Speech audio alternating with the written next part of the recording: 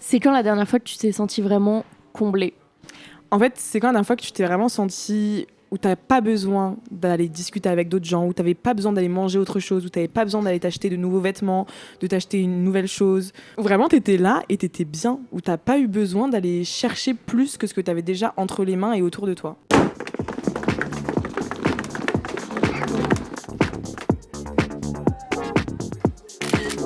Plaisir, partager podcast. On s'est posé la question la dernière fois quand on a fait un tournage avec Charlotte. Le dernier est posté, allez le regarder. C'était sur la santé mentale et sur l'impact des réseaux sociaux sur notre génération. Et en fait, surtout de la surconsommation digitale. Et on s'est dit, en fait, cette problématique-là de se sentir un peu vide, souvent, c'est beaucoup plus global que juste digital, malgré que notre génération, on est vachement impacté sur le digital. Avec, je vous donne quelques exemples sur lesquels on a pu discuter, mais Netflix, le fait qu'on peut regarder tous les films qu'on veut quand on veut, Uber Eats, on peut manger ce qu'on veut à l'heure qu'on veut, Amazon, on peut s'acheter ce qu'on veut quand on veut. Enfin, voilà, vraiment ce truc où on manque de rien. Et en fait, on voulait discuter de ce trou un peu qu'on peut sentir chez nous avec Marilou. Coucou. Du coup, coucou Marilou. Du coup, je m'appelle Marilou, j'ai 22 ans, je suis une amie de Lisa, je suis à l'IESA en master. Et avant ça, j'ai fait une école de mode, donc dans la com. Donc la surconsommation, on en a parlé. Donc voilà. Trop bien. Et du coup, on est avec Yeli. Hello. Lisa. Hello. Et moi, Clémence. Hello. Et du coup, aujourd'hui, on va parler de surconsommation à l'échelle un petit peu plus globale. Et on va commencer par un premier point, notamment les objets, tout ce qui est les vêtements aussi. Du coup, Marilou, ça a aussi du sens puisqu'elle a fait de la mode avant. Et je sais très bien comment elle consomme en termes de vêtements, mais du coup, ça va faire un beau lien avec nous. Et du coup, en première question, un petit peu, c'est quand la dernière fois que vous avez acheté quelque chose et vous vous êtes dit, là, c'était pas forcément nécessaire, mais ça a comblé un vide? Alors moi, mon vestiaire, il est assez basique. Donc pour sortir, moi, j'ai pas beaucoup de petits tops sexy. Donc quand j'ai des anniversaires, je peux aller en fast fashion un peu Bershka et Zara pour m'acheter un top assez sexy parce que c'est accessible très rapidement et il y a pas mal de choix. Et donc honnêtement là j'ai revendu tous mes tops que j'ai achetés pour les soirées et honnêtement je regrette absolument parce que je l'ai mis une seule fois et en plus c'était mauvaise qualité et tout, du coup vraiment je regrette. Du coup, tu regardes d'avoir acheté ou de les avoir revendus? Les acheter bien sûr. Ok. Et en fait, quand tu les as achetés, ces trucs, comment genre tu t'es sentie? Genre tu les as achetés pourquoi? Genre c'est parce que t'es en mode est-ce que t'avais envie d'acheter ces vêtements parce que ils te faisaient kiffer et t'es en mode oh waouh la qualité elle est dingue, la couleur elle est géniale et tout, ou tu les as achetés parce que t'es en mode bon en fait je vais être cette meuf là quand je mettrai ce top là je vais paraître pour cette fille là, ce truc là, tu vois ou pas, tu vas incarner plus quelque chose ou plus parce que l'objet en tant que tel il est en mode oh waouh l'objet. L'objet, il n'était pas waouh. C'était juste que, par exemple, en soirée, je sais que toutes mes copines, elles ont des tops assez beaux et sexy. Et moi, je suis cette meuf qui a des tops blancs, classiques ou noirs. Et au bout d'un moment, je pense qu'il y en a marre. Et j'ai parfois envie de me sentir belle. Et du coup, c'est pour ça que j'ai acheté. Je voulais être une autre fille et pas moi. Parce qu'en vrai de vrai, j'ai compris que je suis la meuf des tops noirs et j'assume avec fierté. Voilà. Donc honnêtement, c'était un petit besoin en mode d'être comme tout le monde et d'être comme vous et juste pas être basique, je trouve. Okay. Et toi, Marilou, est-ce que ça te fait résonner un peu un truc? En vrai, moi j'ai toujours quelques tops un peu comme ça de soirée, tu sais, j'ai une petite pile, mais ça reste les mêmes tous les ans en fait. En vrai, moi ça c'est un truc, ça me fait ni chaud ni froid de mettre les mêmes en soirée à chaque fois, genre. Ok.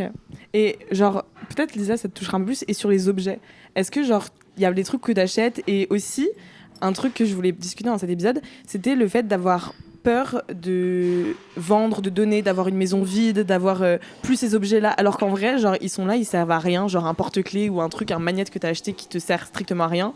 Limite un souvenir. Et encore, genre, limite tu mets dans une boîte et tu le regardes pas. Genre, est-ce qu'il y a ce truc-là ou pas? Genre, et comment ça se passe un peu, genre? Est-ce que même tu réfléchis à ta consommation de ça? Non. Moi, je suis très maximaliste et très nostalgique des objets. Les vêtements, un peu moins, j'ai plus de facilité à les vendre. Les objets, ouais.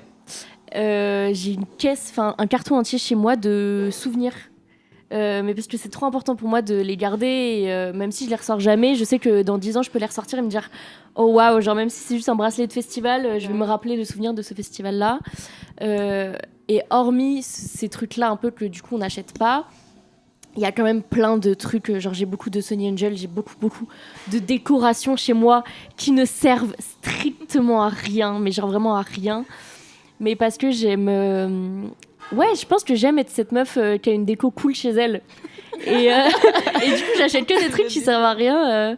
Mais c'est trop stylé. Mais juste, en fait, je pense que la moitié de mon appart peut partir en brocante totalement de la déco, parce que ça sert à rien. Mais genre, juste, si je les avais pas, ce serait pas moi.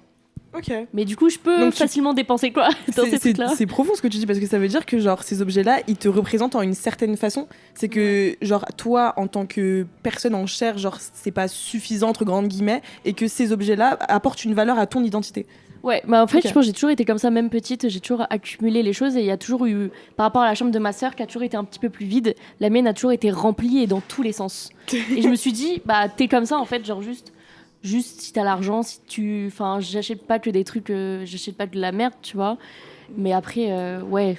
Mais parce que du coup, c'est des objets que t'achètes ou c'est des objets que tu gardes en fonction de choses qui sont passées, etc. Non, souvent, c'est des trucs que j'achète. Mais du coup, quand t'achètes neuf, est-ce que t'as quand même ce lien, cette attache, vu que c'est neuf, tu vois?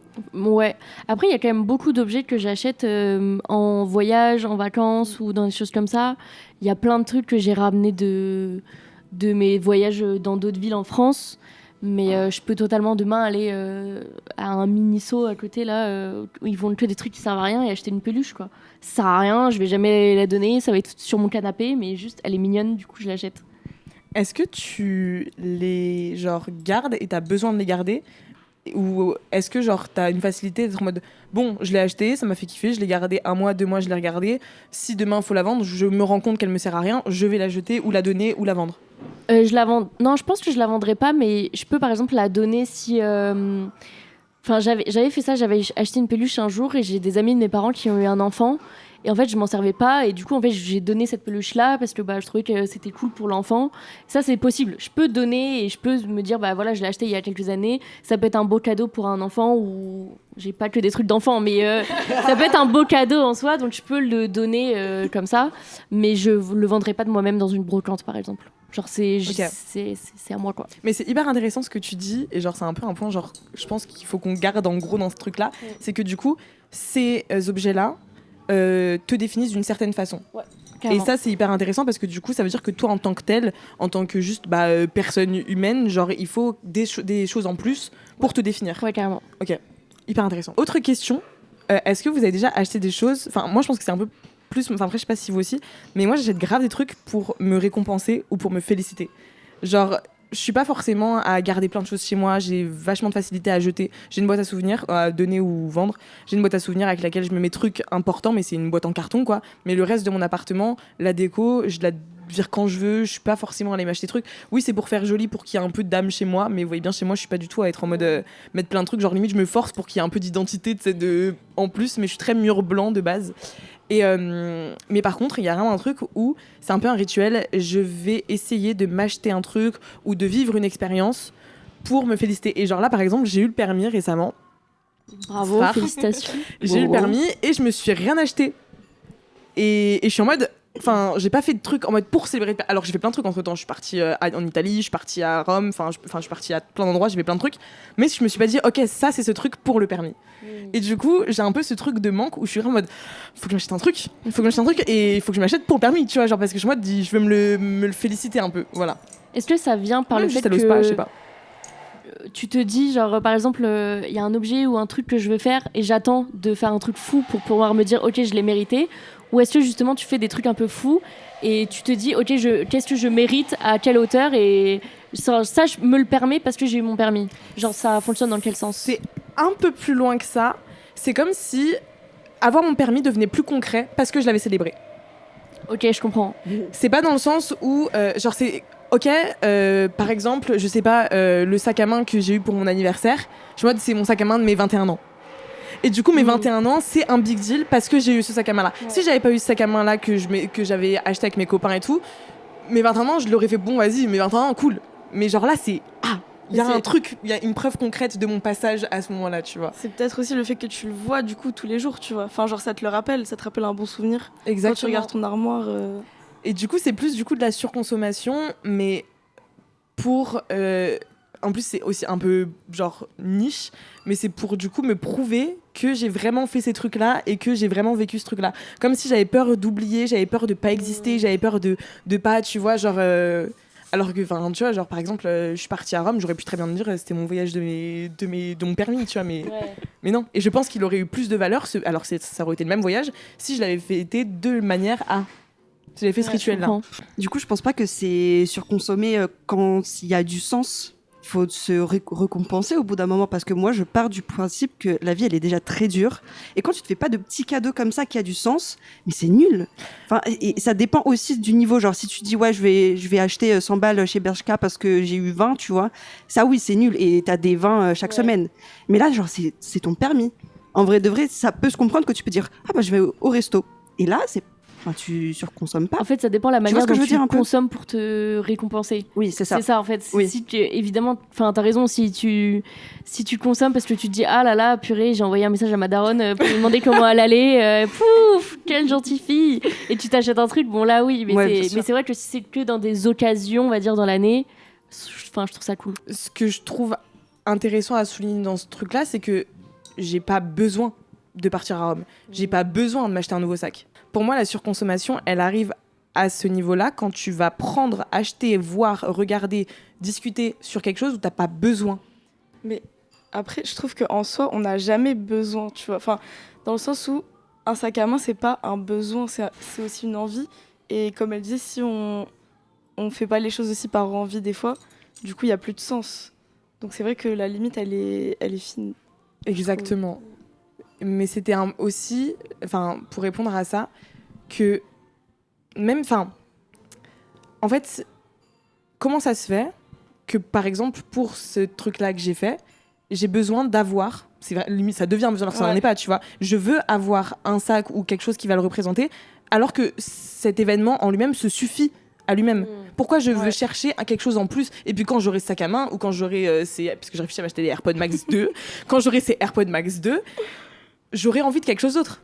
C'est pour ça que je parle de surconsommation, parce que oui, je suis d'accord qu'il faut... Mais en fait, l'événement en tant que tel, ou la nouvelle en tant que telle, ou n'importe quoi, le plaisir en tant que tel de juste se promener et regarder ce qu'il y a dans les boutiques, devrait se suffire que de devoir acheter, parce que quand tu auras acheté, tu voudras autre chose. Et c'est pour ça que je trouve que ça rentre dans le sujet de la surconsommation, parce qu'en soi, c'est pas forcément très bien réfléchi. Et j'ai pas besoin d'être récompensée sur un truc. J'ai le permis, c'est déjà genre la meilleure chose au monde qui puisse arriver, en soi, plus que d'avoir un sac à main, que je pourrais m'acheter tous les jours.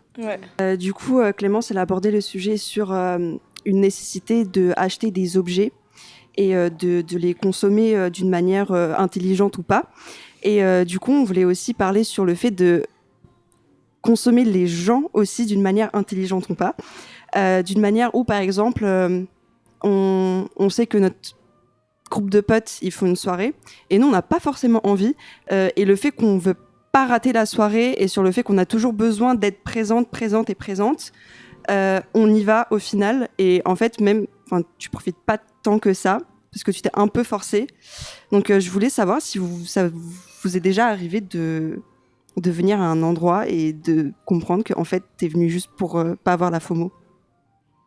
Bah alors moi ça m'arrive très souvent en vrai. Franchement la FOMO c'est un vrai problème je trouve. Mais je pense que c'est un peu le cas pour tout le monde en vrai, si on est honnête.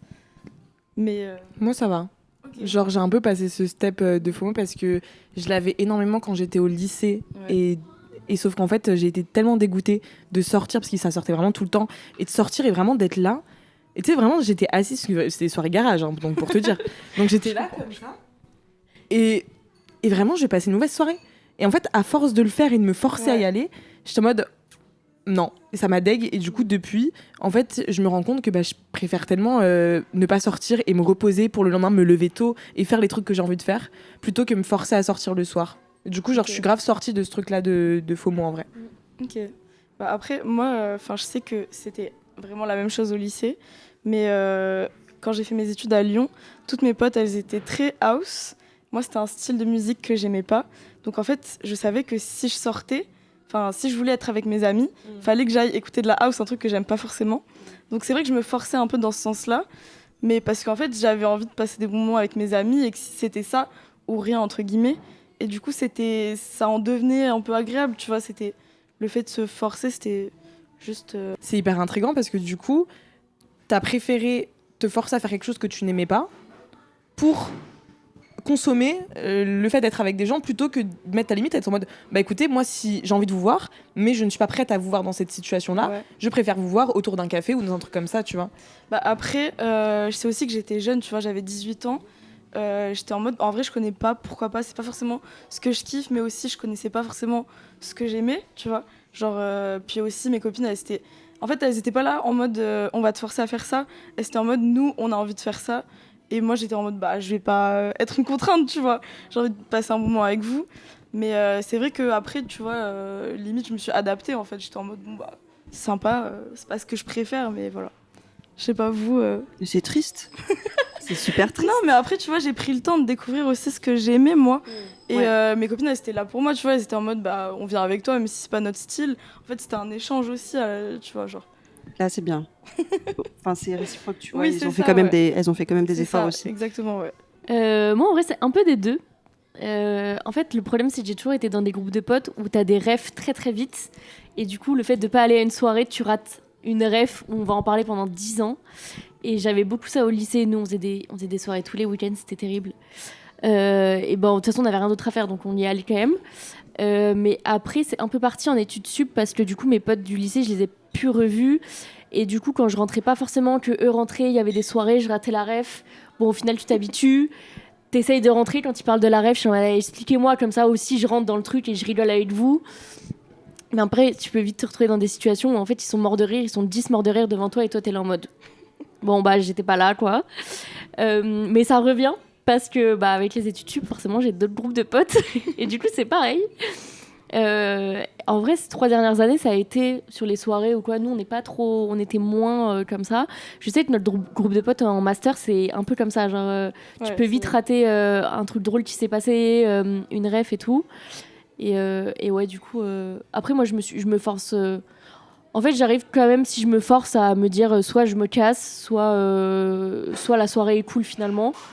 Mais je me suis jamais forcée au point de rester jusqu'à 5h du matin en soirée, quoi. Si j'arrive et que ça me saoule, je reste 1 heure et je fais un bisou à mes potes et je me casse, quoi. Je trouve que bah après c'est pas forcément que notre génération, je pense que c'est un peu tout le temps, mais il y a un peu ce truc où tu vas avoir des relations à outrance, pas forcément sexuelles mais amicales, des relations humaines, et en fait ces personnes-là, tu les connais pas tant que ça.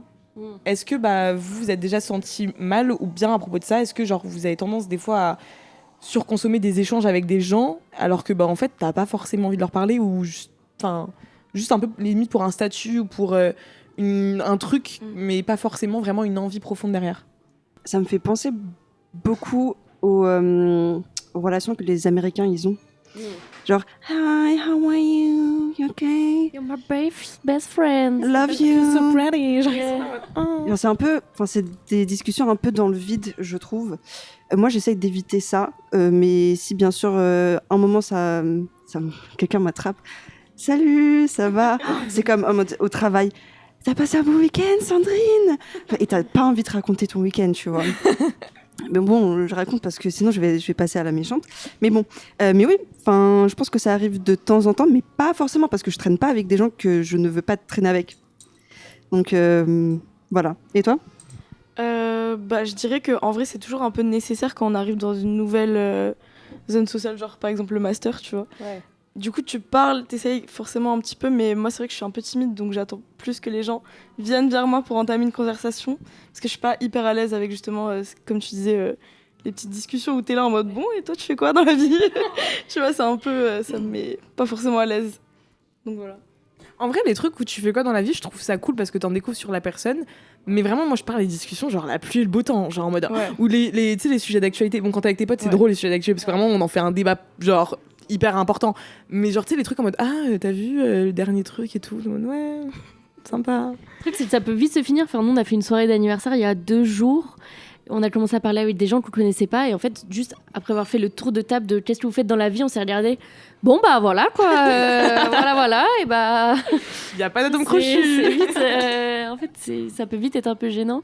Mais ta question, c'était plus est-ce on s'est forcé à parler avec des gens parce qu'on savait que cette personne-là allait nous apporter quelque chose, mais pas plus. Enfin, une certaine chose en particulier, mais pas. Ouais, ou même que ce soit juste genre, tu sais, de la compagnie sur les 10 prochaines minutes parce que tu sais que tu vas être toute seule en attendant ton cours, tu vois ou pas. Il y a aussi ce truc là où tu sais des fois genre t'es devant la classe, enfin, après c'était plus à l'époque parce que maintenant on n'est plus comme ça, mais tu sais où t'attends quelque chose ou je sais pas et que au lieu d'être là juste attendre et être dans ta vie, tu vas aller forcément parler à quelqu'un parce que limite c'est bizarre de pas parler à quelqu'un, tu vois, en attendant alors qu'il y a plein de gens autour de toi et que tout le monde parle entre eux. Je pense qu'il faut pas avoir peur de ne pas parler et juste être silencieux. Au bout d'un moment, ok, je suis sur mon téléphone, mais ça veut pas dire que je te déteste. C'est juste que j'ai pas envie de parler et c'est normal, laisse-moi tranquille. Ouais. Je suis un peu d'accord. Je me force pas. Vu que je suis pas forcément à l'aise à parler avec des gens que je connais pas, c'est pas mon premier réflexe, tu vois. Je sais pas. Donc en fait, quand il y a ces situations-là de silence, de genre pas forcément interaction sociale, vous n'êtes pas dans un mal-être intérieur ou genre tu sais un besoin de combler ce truc-là de ah merde putain machin et tout. Franchement, pas forcément. Mais trop bien, ça veut dire qu'il y a un truc de surconsommation où il n'y a pas forcément. Ouais, après moi je sais que j'ai pas besoin, enfin j'ai pas de problème à être seule. Par contre, quand je suis dans un endroit mais qu'il y a qu'une seule personne que je connais, je vais l'agripper toute la soirée. Ouais. Mais ou tout le week-end. Ou genre, en fait mais la personne comprend pas forcément en face, mais genre juste je suis là en mode je ne peux pas. Genre tu restes avec moi. Genre. Après je sais pas si c'est de la surconsommation ou pas de personnes, mais c'est juste les seuls moments où en fait genre je peux pas. Donc c'est difficile pour toi dans ces moments-là d'être en mode toute seule et de pas chercher à avoir un lien. Ouais, en vrai ouais. Ok ouais. Parce que même vous savez genre aller au restaurant toute seule, ok. Mais tu sais genre aller boire un verre dans des endroits où genre c'est énormément bondé où tout le monde est là pour discuter etc. Ouais. Et toi de pas discuter. Ça je capte en vrai ouais. Tu sais je suis un peu en mode une interaction sociale s'il vous plaît. Tu vois genre, s'il vous plaît. Alors qu'il y a rien. Pareil, dans la surconsommation des gens, il y a un peu une tendance. Après, c'est une tendance qui existe. Non, en vrai, je pense que ça existe que depuis le côté digital. Mais du coup, tu vas parler avec des gens. Et puis, la facilité, quand t'as plus envie de leur parler, tu les ghostes. Ce truc-là, où tu te fais ghoster. Je sais pas trop comment on peut l'intégrer vraiment à ce podcast. Mais je trouvais ça intéressant, du coup, d'éveiller un truc, en tout cas, sur ce sujet, que la surconsommation est telle que on va le jeter comme un objet que tu n'utilises plus, comme un truc que tu n'as plus envie de boire, de manger, de machin, comme un truc que tu as acheté dans ton frigo, que tu as goûté une fois et que tu n'aimes plus, tu l'as acheté. Genre, comme si c'était ça en fait. Alors que c'est un humain. Bah oui, totalement. Ouais. Ou même par exemple un animal que tu adoptes, tu vois. Enfin, genre tous les trucs comme ça. Du coup, voilà, je sais pas ce qu'on peut débattre autour de ça, mais voilà, petit fact. Vous avez déjà ghosté quelqu'un? Parce que j'ai ghosté. Jamais de ma vie, non. Oh my god. Non, mais juste, je trouve ça un peu genre, what the fuck. Genre, on est là, Enfin, le fait que même genre ça existe, je trouve ça un peu genre putain mais wesh les relations sociales, les liens, l'humain. Bah ouais, c'est ça. En fait on crée des liens mais qui n'ont pas de suite en fait et on le sait un peu au fond donc on sait que c'est... Ça me fait penser à la meuf que tu rencontres en boîte aux toilettes et tu la follow sur Insta et tu sais que tu vas plus jamais la revoir et genre dans 2 ans vous allez vous désabonner et tout. Ah non mais pardon je t'ai coupé mais ça me fait tellement penser mais c'est parce totalement que vrai, ouais. J'ai tellement de meufs qui me suivent et tout encore depuis genre 3 ans et tout les filles. Stop. Je me suis désabonnée de vous en fait. Vous êtes en autorise de vous désabonner vraiment il y a pas de souci. Et aussi par rapport à ça, ce côté appli de rencontre. Je sais pas vous, mais moi, je crois que je n'ai jamais rencontré quelqu'un d'une appli de rencontre. Vraiment, je vais sur l'appli de rencontre, je mets mes photos de profil et tout machin, et je regarde mes likes, tu sais, genre je swipe comme ça les gens, et après, au bout de genre 1 semaine à faire ça, je supprime parce que j'ai eu ma dose de dopamine, j'ai eu ma dose de genre confiance en moi, tu sais, de genre like, et je suis en mode bah en fait non, j'ai pas envie, genre, et limite j'ai parlé avec eux genre 3 phrases, et je suis en mode j'ai tout sauf envie de te voir, genre j'ai tout sauf envie de faire un date hyper gênant et tout, genre. Du coup, pareil, genre, je trouve que c'est grave de la surconsommation d'humains. Genre, c'est dégueu un peu. Genre, tu sais, quand tu y penses, genre, c'est un peu en mode, bah, tu utilises juste le like de la personne qui ne veut limite un peu rien dire pour remonter un truc que t'as en toi. Mais voilà. Après, je sais pas si vous, du coup, vous allez plus loin dans vos relations sur les applis de rencontre. Mais moi, je n'ai jamais fait. Genre, ça ne m'est jamais arrivé. Si, moi j'ai déjà fait des dates en appli de rencontre, mais ça marche pas, donc en fait j'ai arrêté. En fait, t'as rien à dire à ces gens-là, et enfin après ma personnalité fait que j'ai besoin de rencontrer la personne en vrai, plus que sur une appli de rencontre. Mais j'ai déjà fait des dates où des mecs avec qui je m'entendais bien et j'étais en mode, bah, en fait, on peut juste être potes. Mais ouais, j'ai vite arrêté. En vrai, je pense que j'ai fait ça pendant 1 an et après, ça m'a saoulée. Bah, en vrai, je pense que c'est un peu, comme on disait, tu vois, genre, quand tu rencontres des gens, t'as des trucs à te dire en mode ça se présente, etc.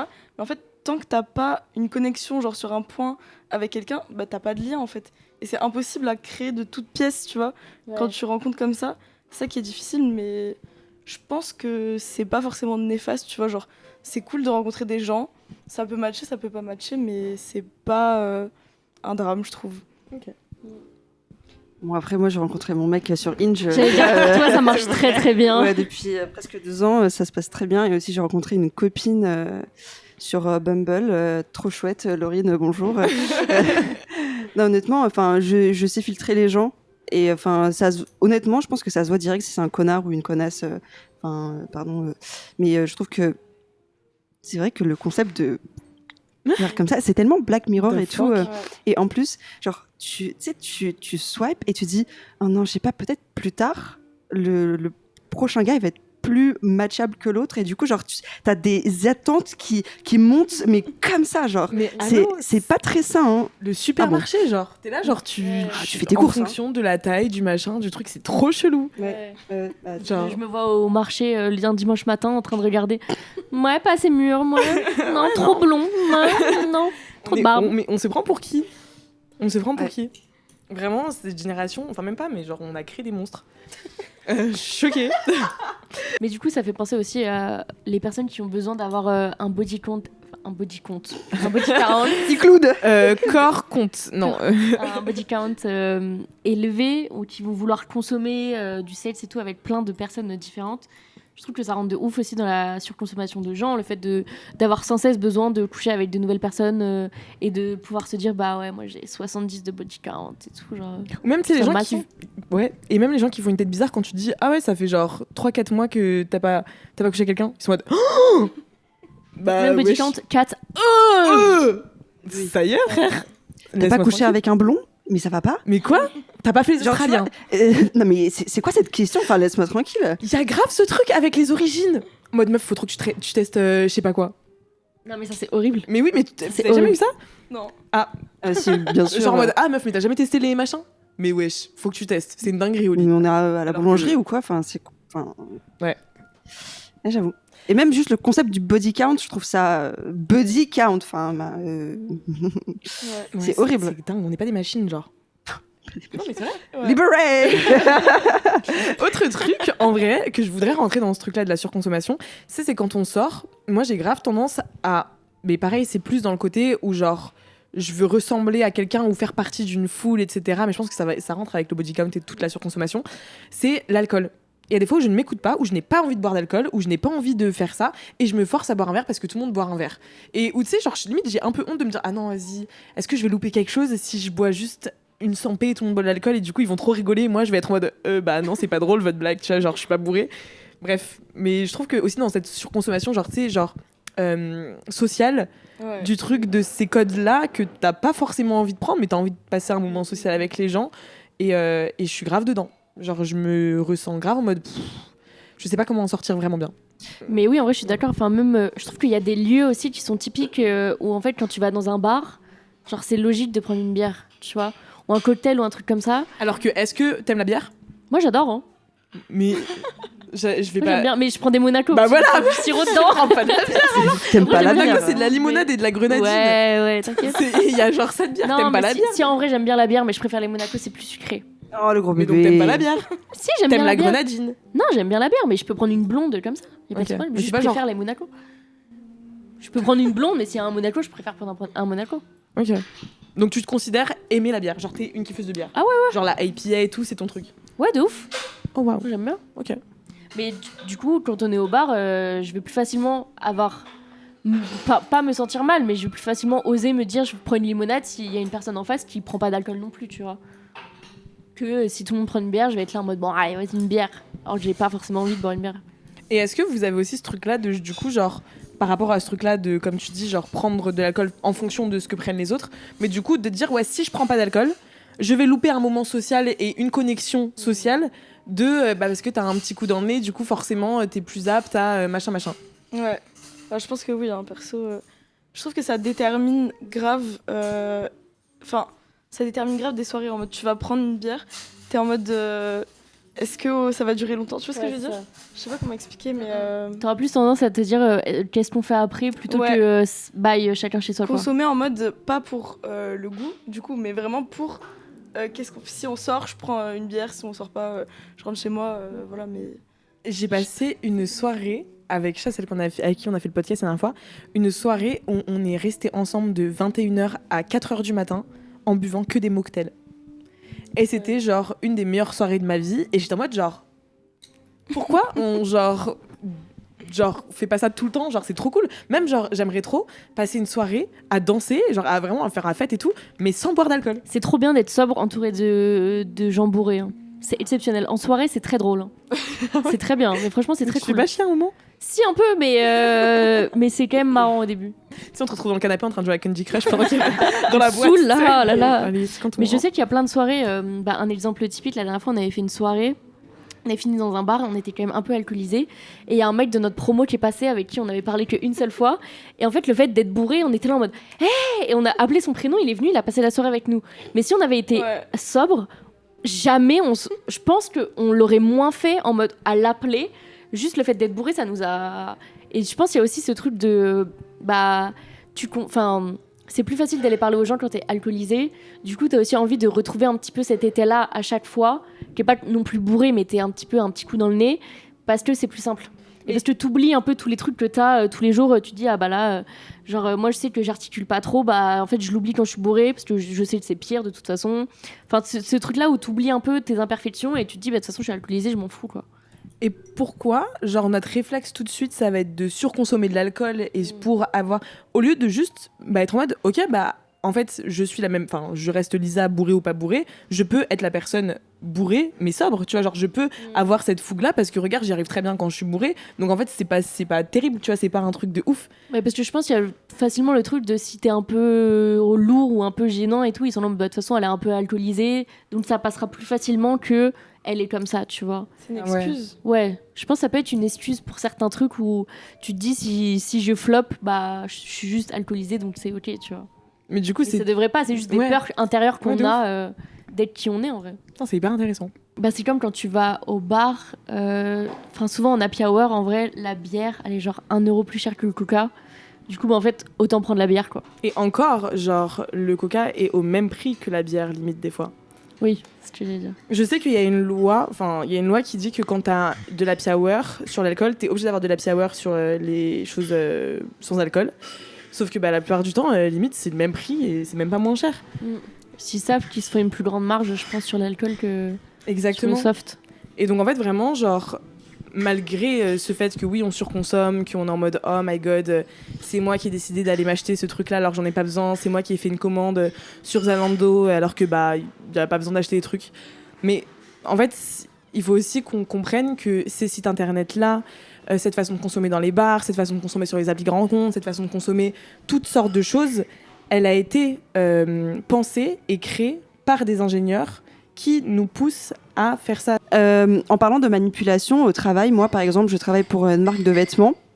Et quand on a des promotions, on utilise ce qu'on appelle les dark patterns. On crée une urgence artificielle où par exemple, on fait des analyses de chiffres quand l'objet du mail il change, ou par exemple on crée vraiment une urgence en mode plus qu'un jour et juste profiter de l'offre et tout. On voit vraiment qu'il y a une énorme hausse sur les ventes et c'est ouf parce que les gens ils nous précipitent, mais en fait ils font ça exprès. Il y a genre vraiment une équipe qui décide de faire ça parce que, par exemple, ils voient que la dernière semaine, il n'y avait pas assez de chiffres.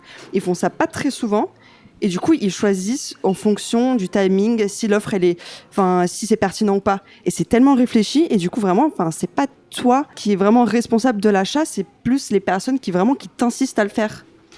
Mais moi, j'allais dire exactement la même chose parce que tu vois, quand j'ai travaillé pour une marque de vêtements, quand j'avais 19 ans, là, j'ai fait un stage.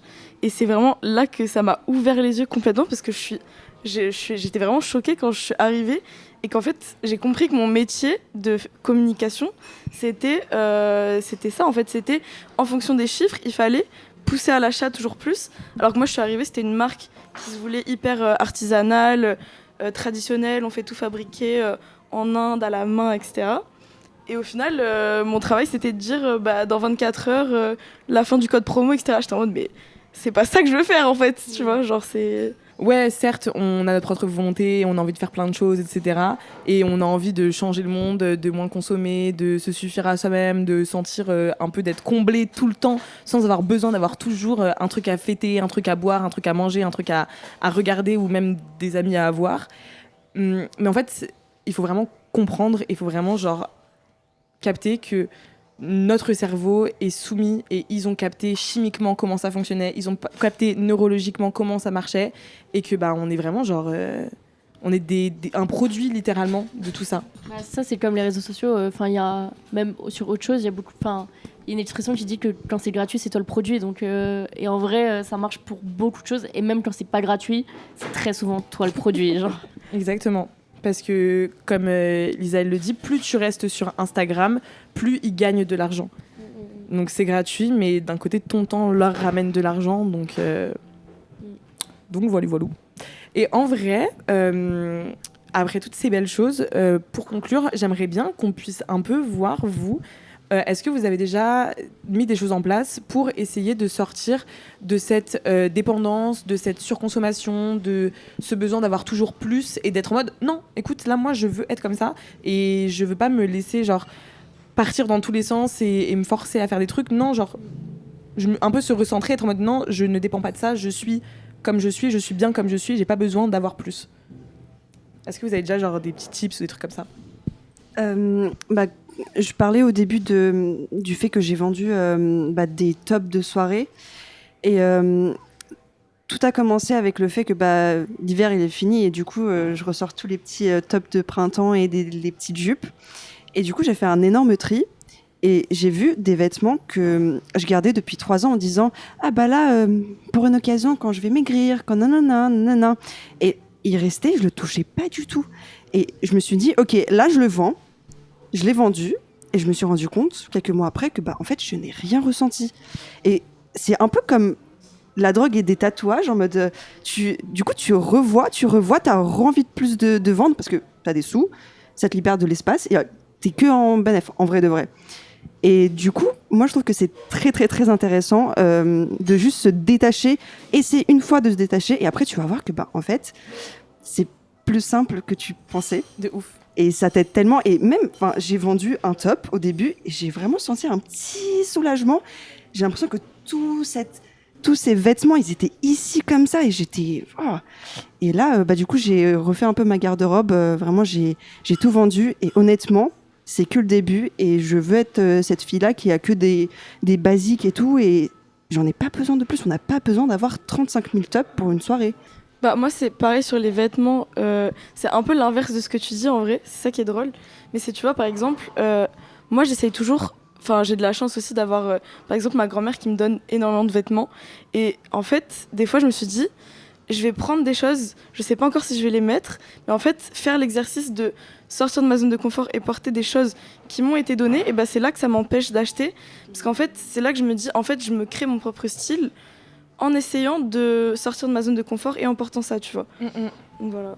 C'est vrai que toi, tu as une consommation quand même très... tu consommes très peu dans des dans des grandes entreprises.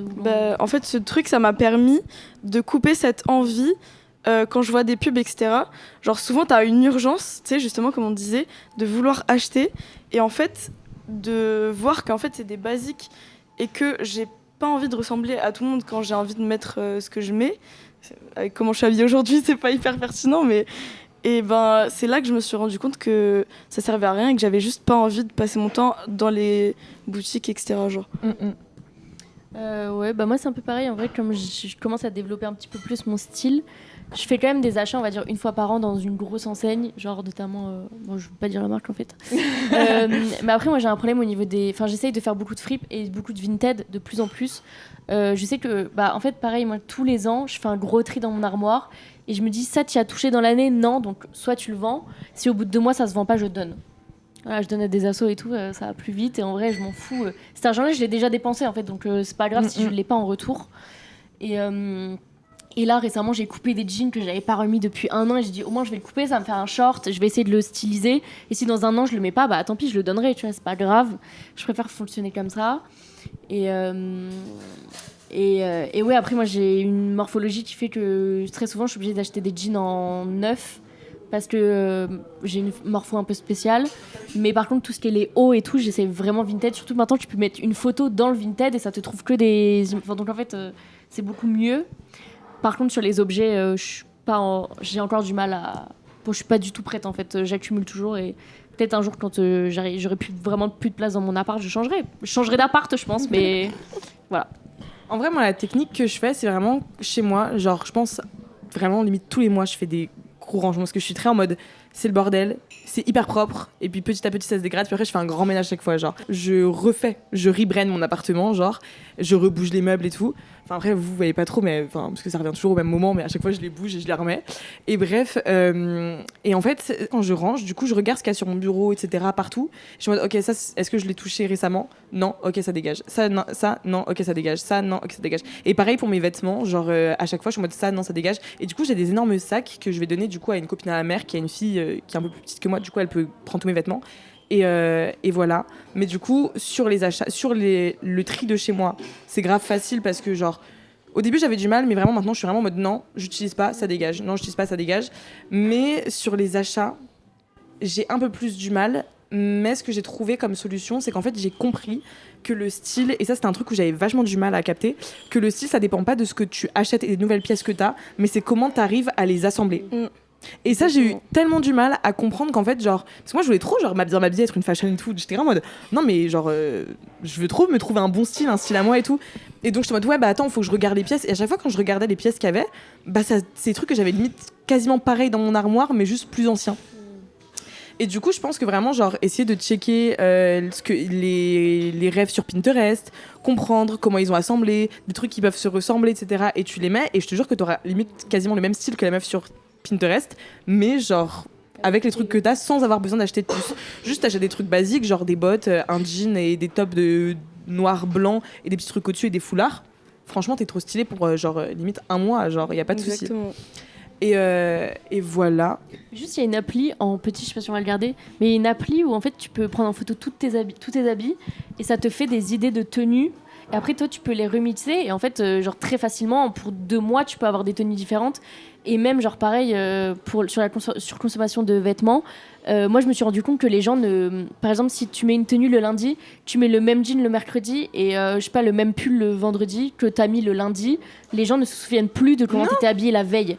Donc en fait, on s'en fout. Genre, tu peux. C'est ok, genre. Encore une fois, genre, ça, c'est vraiment genre toi contre toi-même parce que le regard des gens, en fait, les gens, ils s'en pètent un peu. Personne va dire ah, mais ton jean là, ça fait 2 jours. Ah. Personne n'a remarqué, Personne n'a remarqué, genre, tout le monde s'en fout. Vraiment, c'est une folie. En parlant de Pinterest, j'ai un tout petit conseil. Par exemple, moi qui veux trouver un style, je fais une énorme veille. J'enregistre plein de trucs. Je crée un vrai tableau en mode new me, style et tout.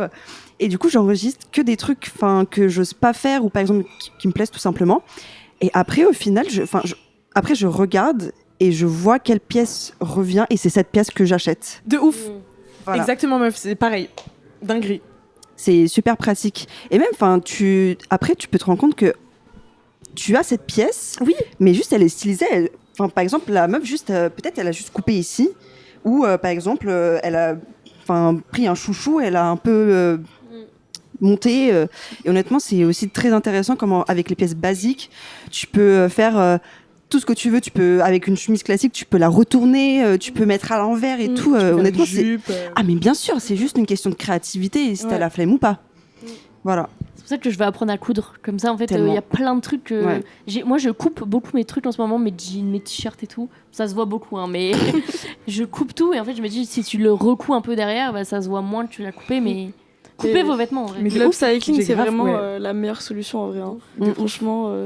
Et au niveau des gens et de la FOMO, moi, si je peux donner un conseil, c'est vraiment apprendre à s'écouter en toutes circonstances, même pour l'alcool, et être en mode, ok, avant de prendre une décision, faut pas que ça... Enfin, après, souvent, on a l'impression que ça va durer 40 ans et qu'il faut être tout de suite dans la rapidité et tout, mais juste en mode, ok, respire. Là, qu'est-ce que j'ai envie de faire ? Est-ce que j'ai plus envie d'aller dans mon lit ? Est-ce que j'ai plus envie de sortir ? Et écouter ce truc-là et pas essayer d'aller contre sa volonté pour suivre un truc, vraiment, genre s'écouter et à la limite, tu t'écoutes et que bon, tu te dis vas-y, non, la FOMO elle est trop puissante, faut vraiment que j'y aille. Bah, t'y vas et pareil, tu t'écoutes quand t'es là-bas et comment tu te sens quand t'es là-bas. Et après, du coup, en t'écoutant, tu vas capter qu'en fait, genre, t'es là-bas, mais ça te dégue d'être là-bas. Genre, t'es vraiment en mode bah voilà. Il faut vraiment, genre, être centré sur soi et être en mode ok, comment je me sens, est-ce que j'ai envie de parler aux gens, est-ce que je me sens à l'aise, est-ce que je me sens confortable et tout. Et si tu t'écoutes pas, bah, tu pourras jamais savoir vraiment si t'avais vraiment envie d'y aller ou pas. Alors Mais- qu'actuellement, c'est pas de la FOMO, genre c'était juste en mode bah t'avais vraiment envie d'y aller, mais t'étais un peu fatigué, donc dans ce cas-là, c'est cool que tu sois allé, tu vois. Et je trouve que c'est un peu dur d'écouter ses envies, justement, quand on nous laisse pas la place de savoir ce que c'est nos envies, par rapport justement à tout ce truc de système, on nous pousse à prendre des décisions, tu vois. Du coup, c'est ça qui est dur, je trouve. Je pense qu'il faut vraiment ça. Bah, en vrai, Yéli aussi, elle est hyper branchée sur ce thème-là. Mais je pense que vraiment s'imposer ce temps de réflexion à chaque fois. Et s'imposer et dire aux gens, attends, là, j'adore la discussion ou j'adore ce truc-là. Est-ce que tu peux me laisser genre juste, tu vois, tu vas aux toilettes ou juste est-ce que tu peux me laisser genre 5 minutes ? Je me pose sur mon téléphone, je réfléchis. Mais il faut vraiment savoir l'imposer et personne trouve ça bizarre en vrai. Genre, t'as l'impression que c'est un truc de ouf et qu'il faut réagir tout de suite. Mais c'est pas un big deal en soi. Avec toute mon expérience, je peux vous dire qu'on connaît déjà la réponse dès la première seconde. Si on se pose la question, ça veut dire qu'il y a un truc qui va pas. Donc, je suis hyper d'accord. c'est comme est-ce que je dors chez lui, oui ou non ? Si tu poses cette question, si c'est pas naturel, s'il y avait pas de plein de petits facteurs, d'événements qui viennent à à une réflexion hyper naturelle, ça veut dire que c'est pas naturel et quelqu'un t'a imposé et c'est juste le cadre qui est fait pour. Et le fait que, par exemple, t'entends des gens qui rigolent avec leur bière, t'entends le fait de poser une énorme pinte comme ça te donne envie. Honnêtement, t'es hyper influençable, il y a tellement de choses qui t'influencent autour. Et j'ai juste un truc de con, mais si tu fermes vraiment tes yeux pendant 3 secondes et tu dis, ok, qu'est-ce que j'ai envie ? Vraiment, directement, tu connais la réponse. Exemple avec un truc hyper con, je choisissais une nouvelle monture de lunettes. Pendant 3 semaines, je choisissais cette monture et je connaissais la réponse. Je connaissais mon choix, mais j'avais juste peur de l'avouer. Juste parce que c'était pas moi, parce que c'était pas parce que je demandais les opinions. Et tout le monde me disait « Ah, mais non, c'est cool, mais... » Tu vois, et vu que tout le monde me disait ça, ça m'influençait un peu. Mais en fait, dès le début, je connaissais la réponse. Faut jamais demander les opinions. C'est ça. Parce qu'au final, t'as pris les montures où je t'ai dit tu vas peut-être t'en lasser, mais parce qu'en fait, tu laisses l'opportunité aux autres de te donner un panel de choix, alors qu'en fait, tu l'as déjà, genre. Voilà. Je trouve ça trop bien, cette théorie, mais genre qui est tellement réelle de... En fait, la réponse, tu l'as assez naturellement dès le début. Ouais. Et moi, j'ai grave tendance à forcer. Et même, genre, je sais, dans mon ancienne relation, j'étais en mode, bon, ok, est-ce que je le fais ? Alors que, en vrai, t'as raison. Genre, la question, en fait, t'as déjà ta réponse depuis le début. Et genre, s'écouter, genre, aussi, ce truc-là, de suivre son instinct, ça te donne tellement de confiance en toi aussi. Parce qu'en fait, genre... En fait, tu te fais confiance à 100%. Et tu t'écoutes à 100%. Et genre, mais ouais. Mais genre, cette technique, je vais grave la reprendre. Et même pas... écouter son comment dire, pas juste se poser la question, mais aussi écouter son corps. Le corps, il dit beaucoup. T'as mal au ventre après ton Saint-Germain Spritz que t'as forcé parce que t'étais en terrasse. Bah, ton corps, il t'a dit que fallait pas. Et voilà, à force, tu t'habitues et tu écoutes plus ton corps. J'adore. Je vais grave pratiquer. Voilà, du coup, aujourd'hui, on a tourné un épisode au Sullivans de Bastille et après, on va faire un petit brunch entre copines. Merci à eux de nous avoir accueillis dans cet espace incroyable. Tous les week-ends, le samedi et le dimanche, il y a un brunch qui est genre incroyable. Enfin, là, on va le goûter. On va voir si c'est bon. Mais il y a vraiment un brunch qui me semble est incroyable. C'est un nouveau Sullivans qui est à Place de Bastille vraiment et qui est trop beau. Genre vraiment, genre on est en véranda, genre c'est magnifique. Il y a une terrasse qui est dingue. Ils ont mis tout le budget de tous les Sullivan dans le celui de Bastille. Vraiment. Il est trop bien. Et merci à eux, merci de nous accueillir, nous avoir servi du café, là, à manger et tout, genre c'est trop cool. Merci à Marie-Lou d'être venue. Merci. Merci à Alexandre qui est Merci, derrière. Alex. Yo, yo, qui est notre yo. nouveau cadreur, monteur, réalisateur, tout ce que vous voulez qui finit en heure. Voilà. Et Manju qui n'est pas là malheureusement, on a dû faire le son toute seule, donc on espère que le son il sera Tu bon. nous manques, Manju. Reviens, s'il te plaît. S'il te plaît. Et voilà quoi. Et donc, on a hâte de cette saison. On prépare plein de trucs, de toute façon, vous allez voir après, mais on a hâte de voir ce que ça donne. PPP, like, subscribe, la petite cloche. Tu sais ce qu'il faut faire. Mets des commentaires et aussi, on est disponible sur toutes les plateformes. Alors, on est sur Spotify, Apple Music, Deezer. Tu peux aussi voir nos têtes sur YouTube. J'ai rien oublié. Sponsorisez-nous, s'il vous plaît. On n'a pas d'argent. Pitié. Il faut qu'on paye le Pitié. monteur, tout ça, tous. Là, s'il vous plaît. Merci Des gros beaucoup. bisous à tous. Bisous. Bisous.